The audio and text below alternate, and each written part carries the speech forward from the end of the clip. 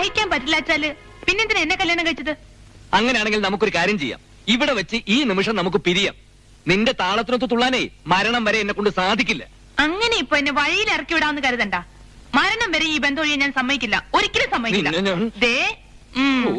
എന്തൊരു കഷ്ടമാണ് ദൈവമേത്. ഉടുമ്പ് പിടിച്ചതുപോലെയാണല്ലോ ഈ പണ്ടാറ എന്നെ പിടിച്ചേക്കണത്.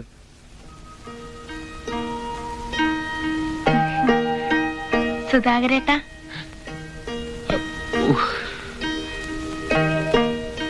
നമുക്ക് വീട്ടിലേക്ക് പോവാം. എന്തിനാ? സർക്കസ് കളിക്കാനാ? ദേ, നിന്റെ മനസ്സിൽ 100,000 ദുഷ്ടത്തരങ്ങളുണ്ട്. പിന്നെ നിനക്ക് തന്നെ പിടിയില്ലാത്ത ചീപ്പ് കോംപ്ലക്സും ആവശ്യത്തിന് വട്ടും. എന്ത് ധൈര്യത്തിനാണ് ഞാൻ ഇതൊക്കെ എടുത്ത് എന്റെ തലയെ കയറ്റി വെക്കണേ? 11 പെട്ടികൾ ഞാൻ അവിടെ കൊണ്ടുവന്നിട്ടില്ലേ? അതിലേതെങ്കിലും ഒന്നിന്റെ ഉള്ളില് ആരുടെയെങ്കിലും ഫോട്ടോ സുധാകരേട്ടൻ കണ്ടോ? കണ്ടു നോക്കണം, അപ്പൊ അറിയാം സുധാകരേട്ടൻ അതെങ്ങനെ ഫീൽ ചെയ്യണമെന്ന്. അത് കണ്ടപ്പോ എന്റെ തലയ്ക്ക് തീ പിടിച്ചാണോ തെറ്റ്? അല്ലാത്തപ്പോഴും നിന്റെ തലയ്ക്ക് തീ പിടിക്കാറുണ്ടല്ലോ, അപ്പോഴോ? അതെനിക്കറിയില്ല. മനഃപൂർവ്വം ഞാൻ എന്റെ തലയ്ക്ക് ഒരിക്കലും തീ വെക്കാറില്ല. പെട്ടിയിൽ വേറൊരാളുടെ ഫോട്ടോ കാണുന്നതൊക്കെ സാധാരണയാ. ഒന്ന് കണ്ടുപോയി വിചാരിച്ച് ഞാൻ നിന്നെ പോലെ വാളെടുക്കാനൊന്നും പോണില്ല. എനിക്കതൊക്കെ സാധാരണയാ. എനിക്കിതൊന്നും സാധാരണയല്ല.